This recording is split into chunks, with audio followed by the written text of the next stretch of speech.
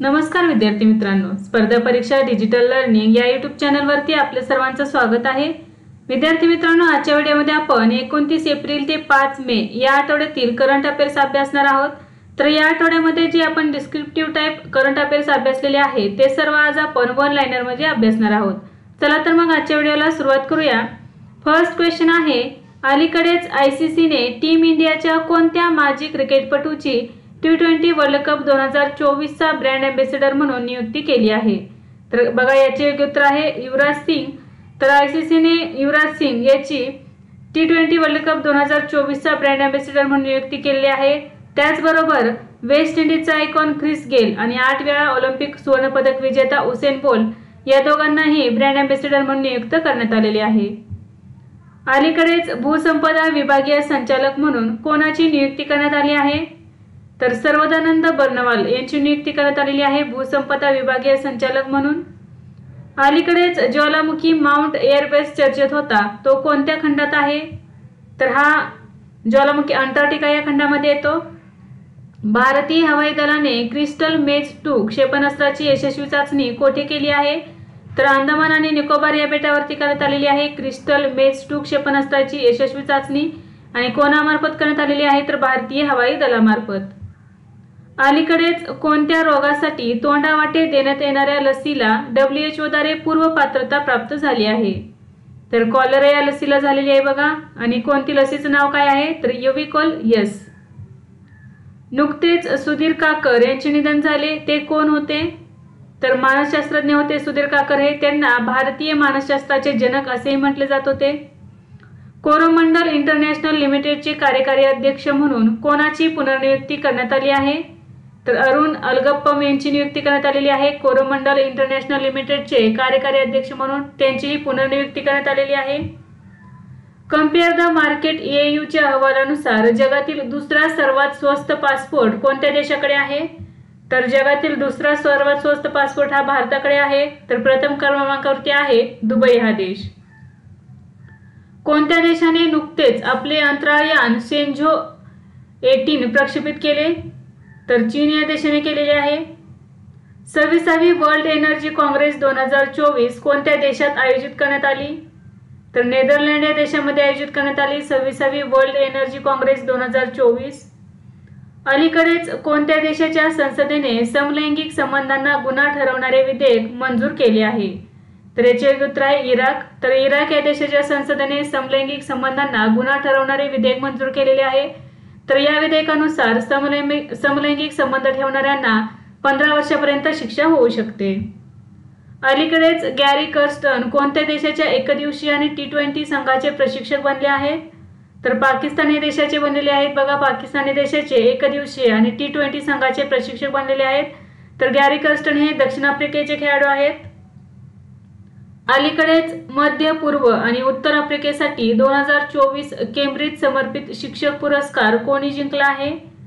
तर जीना जस्टस यांनी जिंकलेला आहे मध्य पूर्व आणि उत्तर आफ्रिकेसाठी 2024 चा केम्ब्रिज समर्पित शिक्षक पुरस्कार। नुकत्याच प्रकाशित झालेल्या अंकटड अहवालानुसार भारताची सेवा निर्यात किती टक्क्यांनी वाढली आहे? तर 11.4% वाढलेली आहे भारताची सेवा निर्यात। नुकतेच पुरुषांच्या रिकर्व स्पर्धेत तिरंदाजी विश्वचषक स्पर्धेत कोणत्या देशाने सुवर्णपदक जिंकले? तर याचे उत्तर आहे भारत। अलीकडेच भारत आणि कोणत्या देशाने मानव संसाधन विकास सामंजस्य करार केला आहे? तर भारत आणि कंबोडिया या देशाने केलेला आहे मानव संसाधन विकास सामंजस्य करार। अलीकडेच कोणत्या देशाने बौद्धिक संपदा सुरक्षेसाठी त्याच्या प्राथमिक देखरेख सूचीमध्ये भारताचा समावेश केला आहे? तर अमेरिका या देशाने केलेला आहे बौद्धिक संपदा सुरक्षेसाठी त्याच्या प्राथमिक देखरेख सूचीमध्ये भारताचा समावेश। इन्व्हिटेशनल एज ग्रुप स्विमिंग चॅम्पियनशिप स्पर्धेत 100 मीटर बॅकस्ट्रोक कोणी जिंकला आहे? तर श्रीहरी नटराज यांनी जिंकलेला आहे। अलीकडेच कोणत्या देशाने युक्रेनला रशियाविरुद्ध शस्त्रे देण्याची घोषणा केली आहे? तर अमेरिका या देशाने घोषणा केलेली आहे युक्रेनला रशियाविरुद्ध शस्त्रे पुरवण्याची। अलीकडेच कोणत्या मंत्रालयाने रत्न आणि आभूषण क्षेत्राला अधिकृत आर्थिक ऑपरेटर दर्जा दिला आहे? तर अर्थ मंत्रालयाने दिलेला आहे बघा रत्न आणि आभूषण क्षेत्राला अधिकृत आर्थिक ऑपरेटर हा दर्जा। अलीकडेच इंडियन हिस्टॉरिकल रेकॉर्ड्स कमिशनने आपला लोगो आणि बोधवाक्य बदललेले आहे, ते कोणत्या मंत्रालयाच्या अखत्यारीत येते?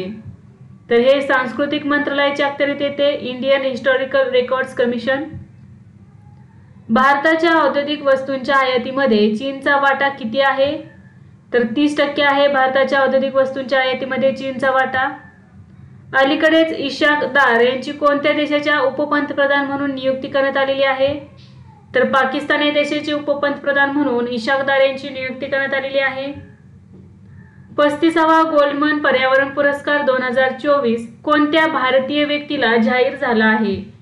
तर आलोक शुक्ला यांना देण्यात आलेला आहे 35वा गोल्डमन पर्यावरण पुरस्कार 2024.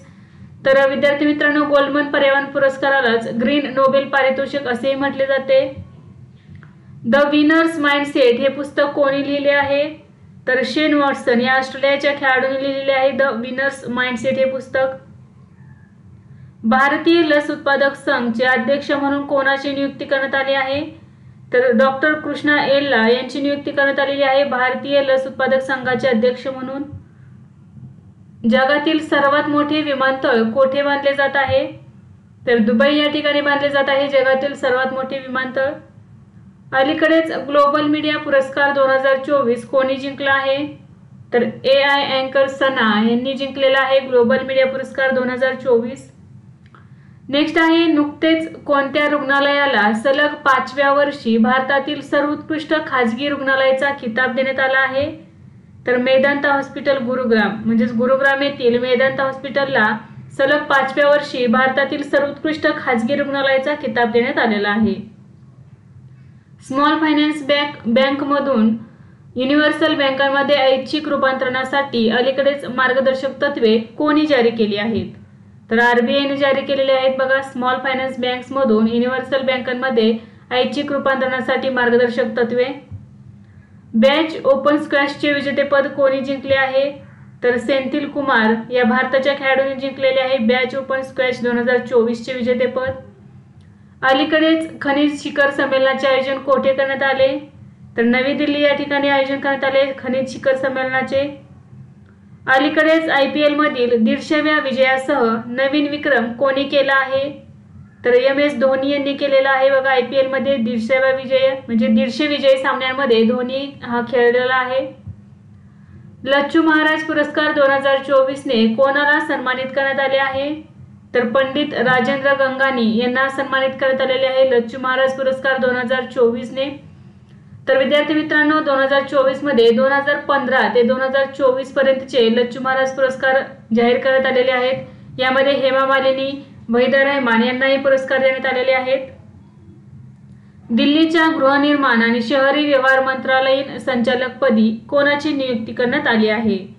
तर सुनील कुमार यादव यांची नियुक्ती करण्यात आलेली आहे दिल्लीच्या गृहनिर्माण आणि शहरी व्यवहार मंत्रालयीन संचालकपदी. हेमंत बक्षी हे कोणत्या कंपनीचे CEO होते ज्यांनी आपल्या पदाचा राजीनामा दिला आहे? तर ओला या कंपनीचे CEO होते हेमंत बक्षी, ज्यांनी आपल्या पदाचा राजीनामा दिलेला आहे. इन्व्हेस्ट इंडियाच्या मते कोणत्या वर्षापर्यंत भारताची ई-कॉमर्स बाजारपेठ जगातील 3री सर्वात मोठी बाजारपेठ असेल? तर 2030 पर्यंत भारताची ई-कॉमर्स बाजारपेठ हे जगातील 3री सर्वात मोठी बाजारपेठ असेल.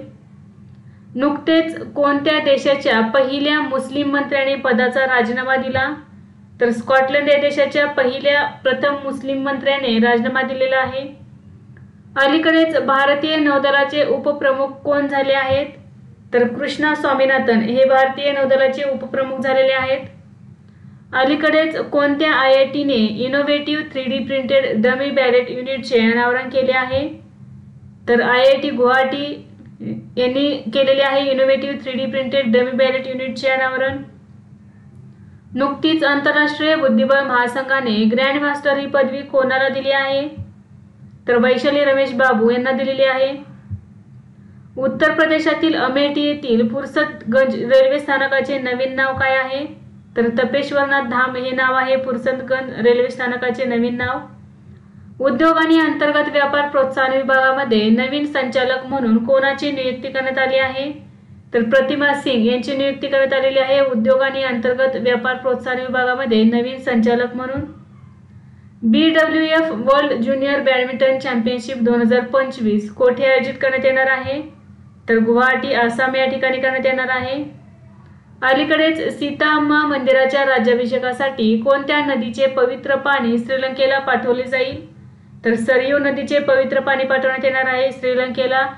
तर कशासाठी बघा? सीताअम्मा मंदिराच्या राज्याभिषेकासाठी. नेक्स्ट आहे, अलीकडेच जगातील सर्वात खोल ब्ल्यू होल कोठे सापडला आहे?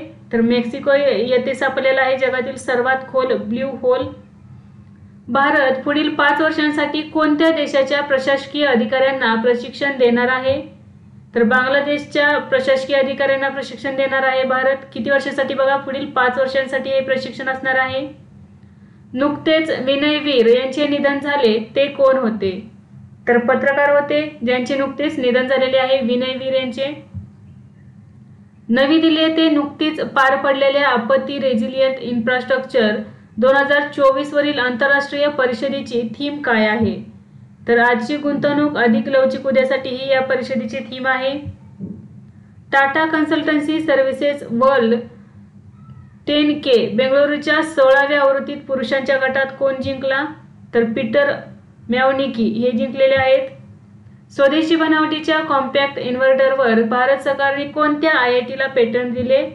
तर IIT पटनाला दिलेले आहे बघा स्वदेशी बनावटीच्या कॉम्पॅक्ट इन्व्हर्टरवर पेटंट. अलीकडेच चीनने कोणत्या देशासाठी बांधलेली पहिली 8 हँगर क्लास पाणबुडी लॉन्च केली आहे? तर पाकिस्तान या देशासाठी. अलीकडेच ईशान म्हणजेच Indian single sky harmonised air traffic management उपक्रम कोणी सुरू केला आहे? तर भारतीय विमानतळ प्राधिकरणाने सुरू केलेला आहे हा उपक्रम. भारतीय उष्णकटिबंधीय हवामानशास्त्र संस्थेच्या अभ्यासानुसार 1950 ते 2020 दरम्यान हिंद महासागराचे तापमान किती वाढले आहे?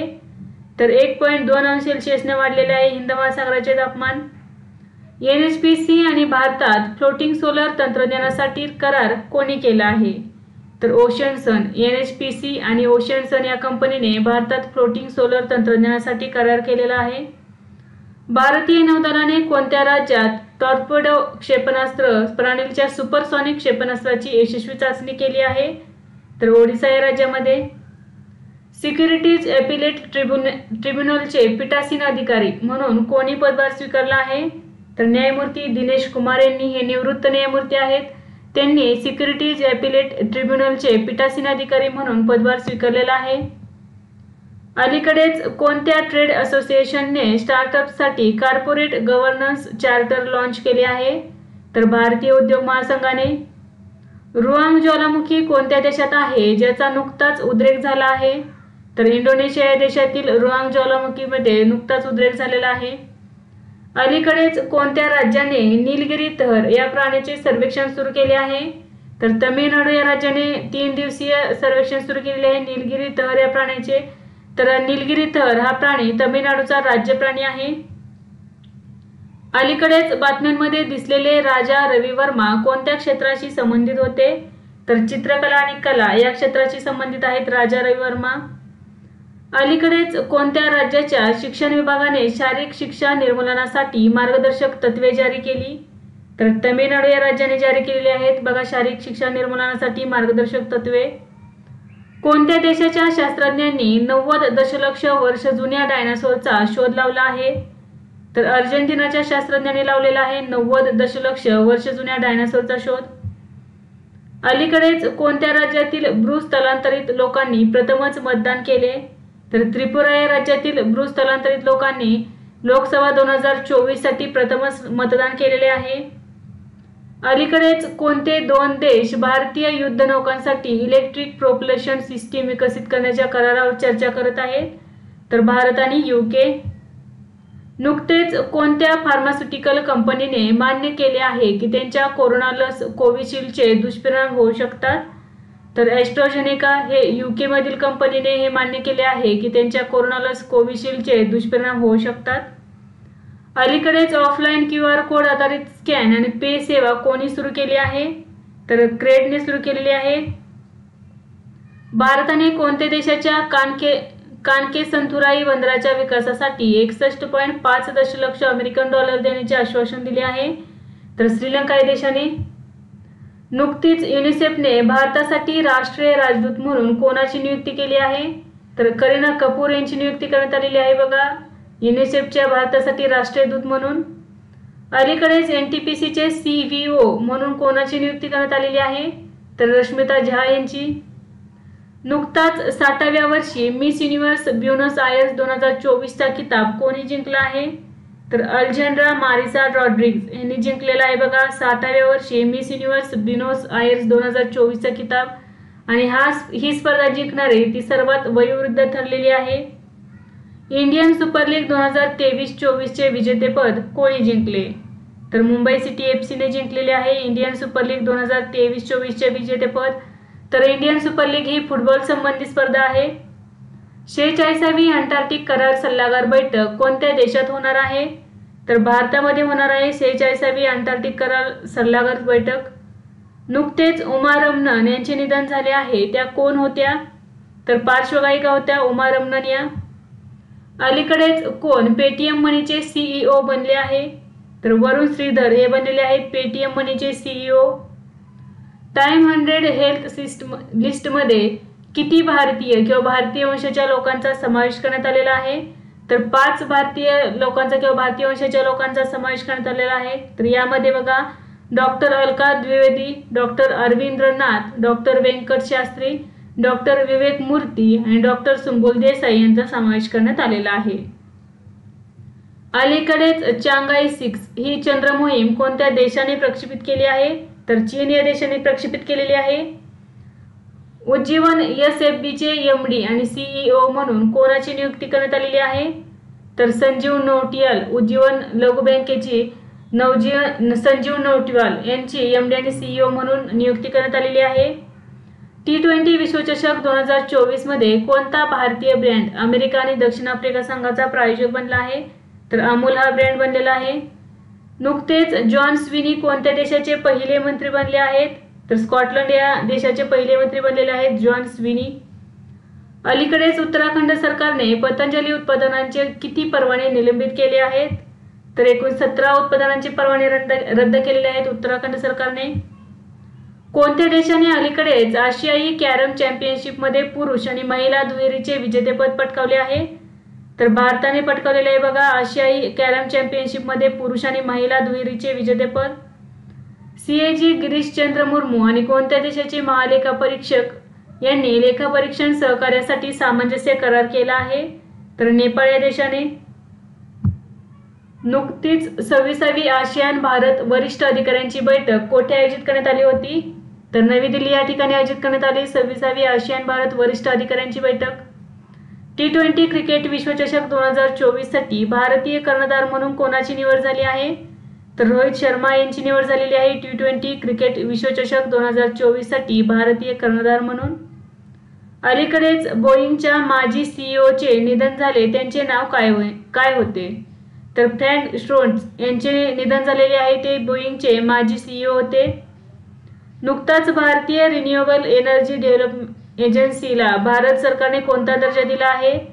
तर इरेडाला भारत सरकारने नवरत्न हा दर्जा दिलेला आहे. तर नवरत्न हा दर्जा मिळणारी ती 17वी कंपनी ठरलेली आहे.